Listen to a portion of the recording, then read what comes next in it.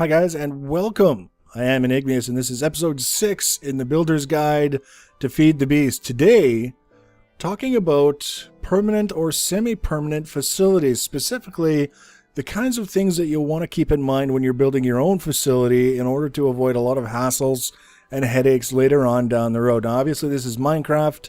It's a sandbox style of game, which means nothing is ever as permanent as sometimes we like to think it is, but there's a lot to be said for being able to set things up the way you like them and then not have to move them later on because you realize you've run out of space. So I've figured the easiest way to have this discussion would be to kind of give you a brief tour of my facilities from the point of view of why I made the decisions that I did.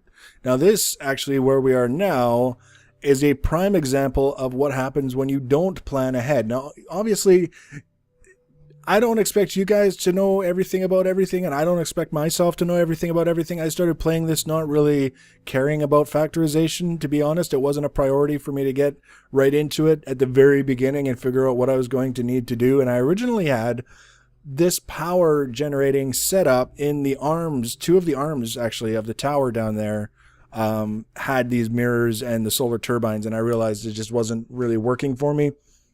So I'm trying it up here, way up here, and gonna see how it works out. It seems to be doing a good job of charging the solar turbine, and the way I've got it set up with this arm, if you will, of batteries means that I can get coverage from the mirrors from all angles. I found in the other setups where you'd have a wire or a battery or something in front of one of the sides of the turbine, the mirrors on that side would all just basically deactivate. They wouldn't be able to get to the solar turbine, so it didn't work. So this seems to be working for now. I plan on adding actually another little water reservoir on top of this with another solar turbine and another battery arm going down like that, and then looping back in and going down via wire into the facility. This is sort of one of the considerations that I've had with solar power in general, whether it's my generic solar panels or this kind of solar power or red power solar panels, is that they have to be outside because they have to have access to the sun, so to speak. And things outside tend to be a little bit more difficult to protect from creepers. And it's the creepers that I really don't like. So way the hell up here. Once it's set up, I'm not going to have to do a whole lot to maintain it, and there's not really a whole lot of room for creepers to get a foothold. It's actually pretty easy to fly up and give them one smack and knock them off of a structure like this where they aren't going to be able to explode and destroy it. Speaking of creepers, I haven't really put any effort into properly lighting the roof of the structure because I don't spend a lot of time up there.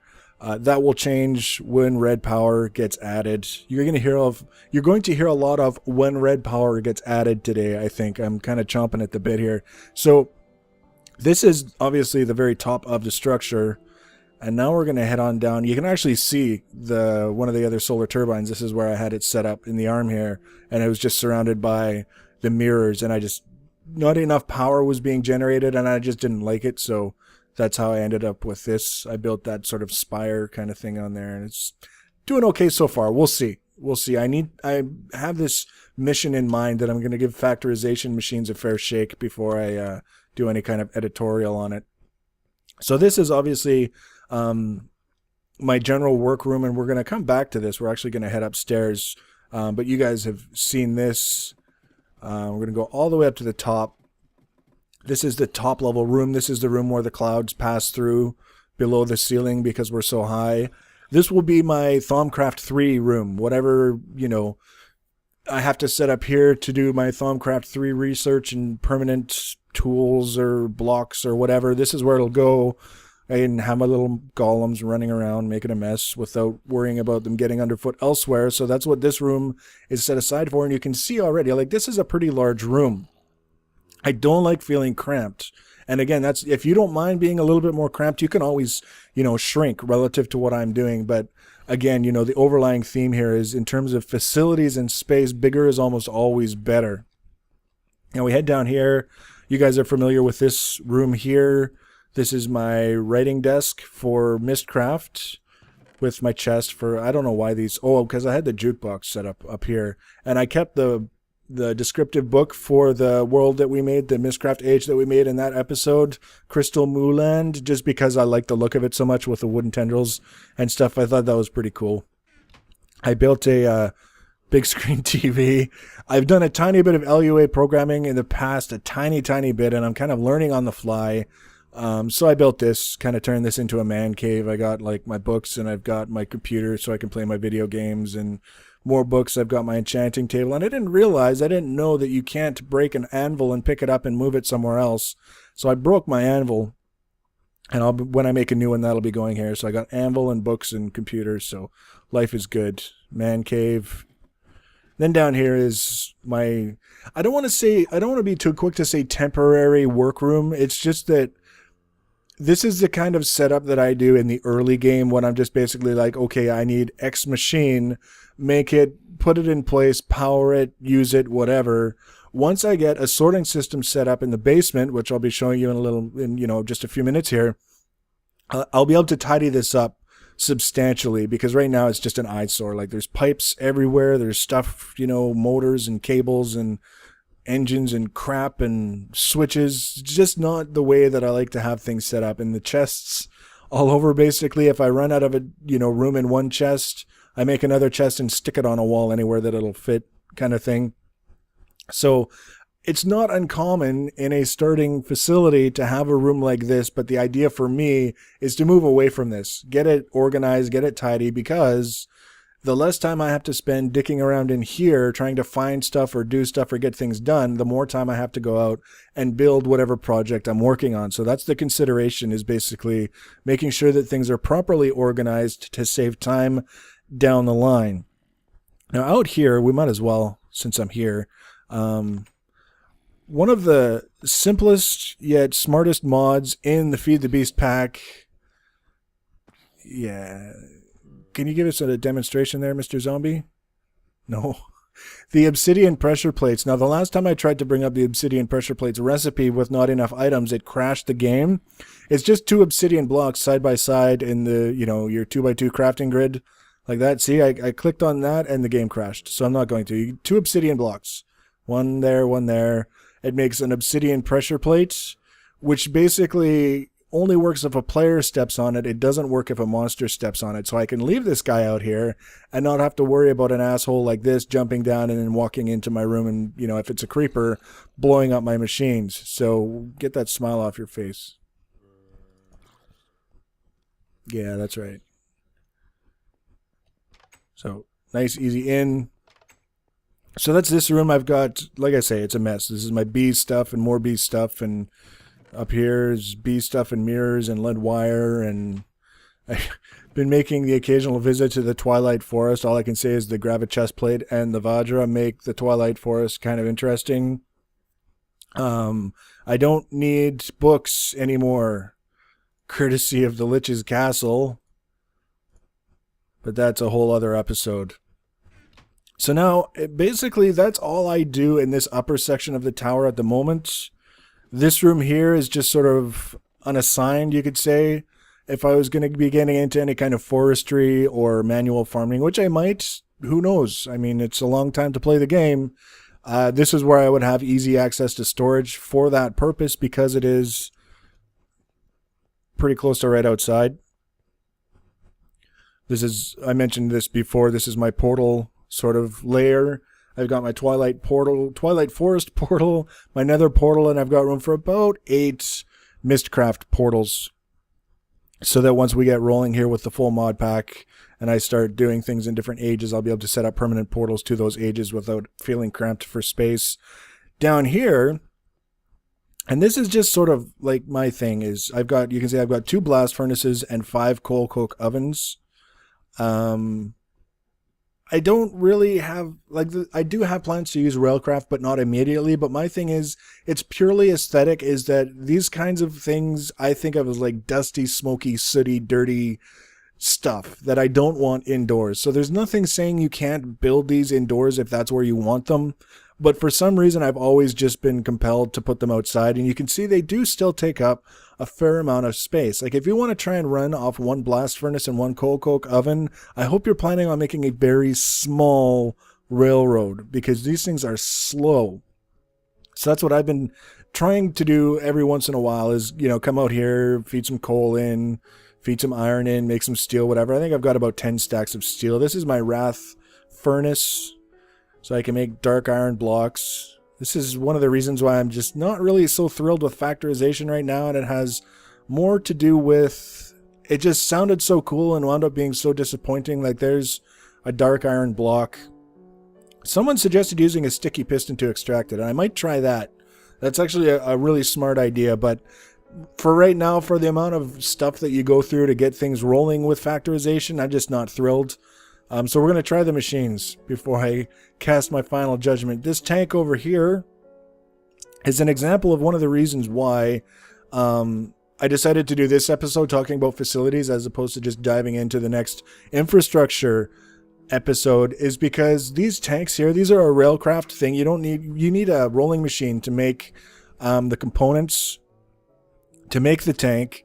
Not super expensive, not super hard to make, but once you make it and start filling it, you don't ever want to move it. This thing has got 535 buckets worth of creosote oil. So that means if I suddenly decide I want to move my facilities somewhere else, I've either got to manage 535 buckets of creosote oil, or I've got to run piping from here to wherever I want to move it to. So definitely when it comes to things like this, it's good to have at least a semi-permanent facility that you're not going to be too worried about having to leave anytime soon. And that'll make even more sense when we get down into the basement.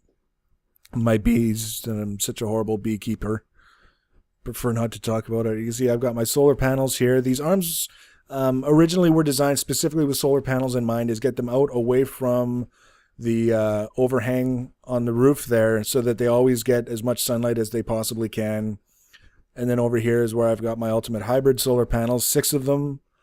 And right now all they're doing is running my mass fabricator, which I've got all this UU matter, which is enough. I could make the diamonds with UU matter, and then with the remainder of the UU matter in that chest, I could make everything else, the iridium for the iridium plates. Plus I've got all this here. So I'm fine. I'm set for UU matter. I don't quite feel right using it to make things like diamonds, because people see the video where I'm using it to make diamonds and they feel alienated because they feel it's like cheating and they're not comfortable with it. So I would rather just make it abundantly clear that I don't need anything and this is just a very minor convenience, than doing it when it looks like, hey, maybe do I need to do that in order to do what he's doing? So that's why I've got a chest full of it, and instead of 4 or 5 extra ultimate hybrid solar panels. So we've got solar facilities in mind, right? We need space for those. We need space to work. We need space for each mod pack, really. But with industrial craft in particular, especially when we start talking about automating the mining process with things like quarries, that's when it starts to get costly in terms of space. Thus the basement. Now this is sort of like the observation level of the basement. It's just sort of like walkways and catwalks. You can see I've got the glass panel rails here so that I can look down and see what's going on. I have no plans to put machines or anything up here. I do have tentative plans to have vertical rails running up and down this thing here. That's why it's 3 wide, so you can just hop in a rail car and go up and down without having to worry about ladders or stuff like that. It's just a fun project. It's not a necessity. It's actually way, way faster to go up and down with a jetpack. So it's an idea. This is a Wrath lamp. Compared to a torch, it gives off a tremendous amount of light. Compared to everything that went into building one, I was disappointed. I are disappoint. But again, it's factorization and I'm determined to give it a fair shake. So I think we'll start on this floor here. This is the buildcraft tables where you make things like logic gates. The assembly table and the assembly workbench. And you have these lasers here. The lasers power the tables when you set it to do whatever. If you were to kind of stand back and look at the size of that opening there, relative to the wall, it might look like I was being wasteful, allotting, basically the whole wall for such a tiny space. But if you come back here, sort of like the maintenance area, if you will, these are redstone conduits. And if you don't know what those are, that'll make sense a little bit more as we go down a level. when I originally built this was all done with magmatic engines, which has obviously been replaced with a redstone conduit, but that meant I had magmatic engines here. Behind each laser, I had pipes running with lava to power the engines, and then I had already planned to have jacketed cable on a switch so that I could flip all the engines on or off without having to come back here and do it all manually. And then I learned about the redstone conduit, and that replaced it. But if you stop and think, I basically left myself a walkway 2 blocks wide all the way around, which is, it's comfortable, but it's not excessive, I don't think. So knowing that, if you come back here and just kind of compare, now all of a sudden you're looking at something that size in the wall. So, I mean, the amount of space things can take up if you actually allot yourself space to be comfortable without being extravagant is pretty astounding, and it adds up very, very quickly, which is why I'm trying to impress upon you the benefits of size. Now, like I say, one of the things that you can always do is set up a structure above ground, and then if you find yourself needing more space, you can always excavate down and add as you go, because no matter what you do, if you're new to this kind of mod pack, you're going to be finding that you need more space than you allotted for. So that's just something to keep in mind. And I'm not trying to intimidate anyone. Like I say, you can build this gradually as you need it, but don't underestimate the benefits of available space. So I've got this wall here is basically taken up with this section, and the irony is I don't really have any immediate plans to use logic gates. So this could well be a wasted wall. Over here, or one of these walls on this level, I plan on putting my industrial craft processing system. When I set it up, it's usually about 5 or 6 macerators, 6 or 7 induction furnaces, 2 or 3 compressors, and 1 or 2 extractors. So that's basically this whole wall just for those machines alone. And then it all ends up getting sorted along with all the stuff that doesn't need to be processed and put into basically a wall of chests, usually gold chests, automatically sorted, so I can go to this chest here for the iron ingots, and this chest here for the redstone, and this chest over here for the rubber, and this chest over here for whatever. It's basically, once you learn, remember where you sent the individual items, you're no longer grabbing stuff and then sending it to this machine and then feeding that machine and grabbing power for this and coal for that machine. You're just grabbing the finished refined materials and making whatever you need, and that's the goal, so that I can get back to building whatever it was I was building instead of getting ready to build all the time.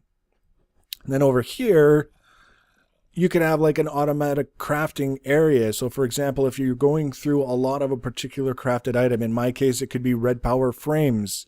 I go through a lot of them. I can set up an opening in here with automatic crafting tables and chests and stuff feeding whatever I need into this system, so that I get automatic, redstone frames on demand. Basically, just come down here and pull whatever happens to be in the chest based on what was made so far. Then we come down here, and we've got, this is kind of an infrastructure area. And we'll kind of go to the, I'll show you this from this side, and then we'll go to the outside, and I'll give you an idea of what I mean about, trying to make things tidy without getting too crowded, and also the size of the tank. So this is my water tank. I'm pretty sure I've shown this to you guys. Almost 1,000 buckets worth of water. And this is my lava tank. 4,700 buckets of lava in here right now, just over. And then I've got my magma crucibles feeding the tank over here. I've got the pump in the, infinite water supply thing feeding this tank. But if you actually go outside and take a look at how big these tanks really are, they're 7 by 7 by 8. So imagine me saying to you, let's upgrade your power plant with more geothermal generators, and to do that, we're going to show you how to use a magma crucible and how to pipe it and do all the plumbing, and we're going to run it all into this giant tank. And then you go and build this giant tank in the bottom of your hovel and fill it with 3,000 buckets of lava, and suddenly realize, you know what, I want to build something bigger and move all my facilities there. Good luck. So that's exactly why we're doing this episode today. Because that's exactly what I've been doing, is running my magma crucibles off of the redstone conduit and filling this tank with lava, which I could either, if I wanted to, powering geothermal generators, or in my case, generating more Minecraft joules to run machines just like this. So if you look at what is going on in this corner in terms of generating lava and how much we're storing, it's actually pretty crazy. Like once I get this all cleaned up, especially in this corner here, it'll look pretty tidy and compact. It's just, if we didn't give ourselves the space to push everything behind here, it would look like ass. It would just be really, really clunky and crowded. So this brings us to the Minecraft Joule Room, and this is what I'll be showing you in the next episode, or at least most of it, is using the lava that we've generated with magma crucibles and netherrack to power magmatic engines, which feed their power into redstone energy cells, which then feed that power through the redstone conduit to wherever you happen to need it, which basically means you don't have to put machines beside every engine that wants Minecraft joules. You just have to run redstone conduit next to it, and all the power will come from here. So I've centrally located all of my my magmatic engines. I don't have to worry about piping lava everywhere that I need to run an engine, which is very, very cool. So I've got 32 magmatic engines feeding power to 8 redstone power cells just to keep machines in my facilities powered. And in the not too distant future, I'll be adding an area over here where I'll be able to charge up energy cells to take out into the field. Like, for example, if I wanted to run a quarry or whatever, be able to do that in this room as well. So you can see this whole wall basically taken up, generating engine power for the rest of the facility. I'll be having over here probably running, eventually I'll be running all the power from the solar panels upstairs into MFSUs down here, where I'll also have my mass fabricator and my recycling machines and have them properly wired so that the mass fabricator only runs when the MFSUs are all full. If the MFSU needs power because it's running a force field, or I just charged my Gravisuit chest plate or whatever, that'll get priority over the mass fabricator. So that's, excuse me, that's the goal. And then over here, I can do like a blue electric thermopile room with the alloy furnaces, the ones that you don't have to feed coal into. So this whole room here basically providing blue electric power without the need for solar panels, plus, you know, processing my red alloy and my blue alloy ingots, whatever else I need. And then lastly, over here, I can have my factorization machines or whatever. I mean, I've got basically one free wall left to do whatever I want with before I have to add in another layer down there. And I think that that's really all I can add is one more layer. And if I go any lower, I'll end up below the slime level, and I don't want to be below the slime level. It's not my favorite place to be. So that's basically my facility in a nutshell. And if you haven't seen it, I'm having a hard time remembering exactly what I've shown you in here and what I haven't. But this is the area that I excavated with my mining laser. In case you haven't seen it in a previous episode, it's basically clearing out the 2 blocks high and then running around facing straight up, going pew pew pew with a mining razor on long range mode. So if I need area, a large area for prototyping, a large frame project or whatever, it's right here. I don't have to worry about having to go around and light an area outside. This is already lit.